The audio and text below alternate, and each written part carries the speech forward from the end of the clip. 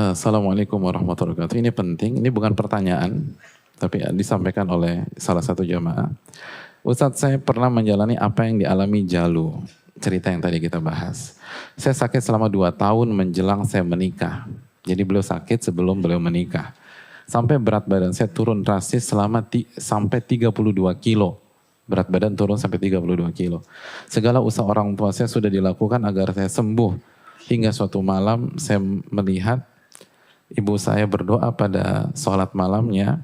Saya mendengar ibu saya berdoa pada saat beliau sholat malam. Ya Allah, jika memang engkau ingin mengambil anakku, ambillah, aku ikhlas. Ini kalau ibu udah doa gini dalam, hadirin. Seorang ibu kalau udah sampai doa seperti ini, itu udah kaki di kepala, kepala di kaki, dan gak karu-karuan. Mendengar doa ibu saya itu, saya hanya tertegun, diam. Dan akhirnya saya ikhlas, kapanpun Allah memanggil saya siap. Qadar Allah, calon suami saya yang sekarang sudah menjadi suami saya, tetap menikahi saya. Jadi udah punya calon, dan penyakit seperti itu tetap dinikahi. Dalam keadaan sakit dan berangsur-angsur penyakit saya sembuh. 19 tahun saya menikah, dan belum dikaruniai keturunan. Saya dan suami saya tetap berbaik sangka kepada Allah.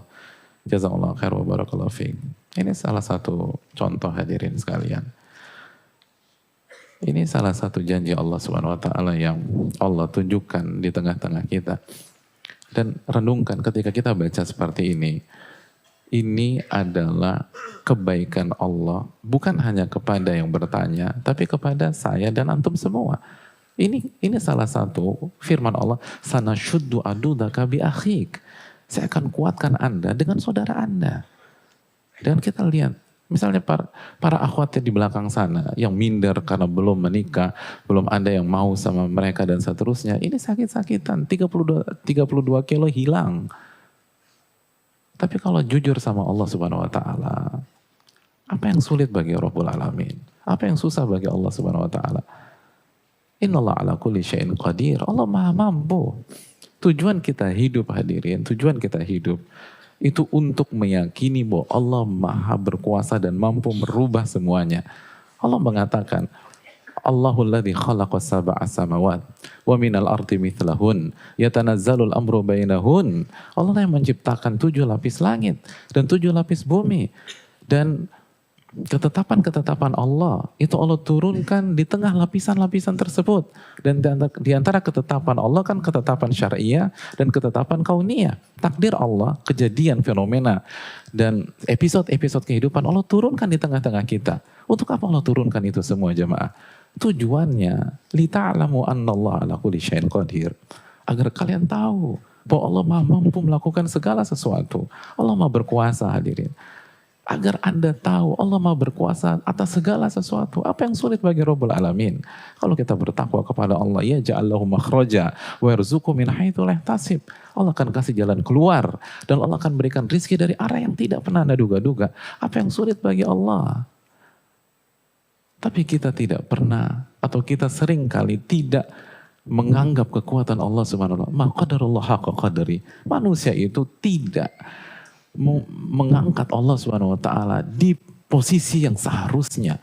Underestimate sama Allah, meragukan, nggak mungkin. Kata siapa nggak mungkin, Rabb?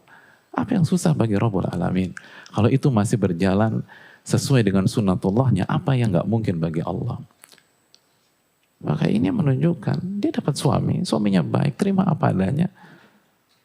Dan support beliau apa adanya. Apa yang mustahil bagi Rabbul Alamin. Lita'lamu annallaha ala kulli syai'in qadir. Agar kalian mengetahui Allah yang berkuasa. Allah yang maha mampu. Dan kalau Allah inginkan, gak ada yang gak mungkin, hadirin.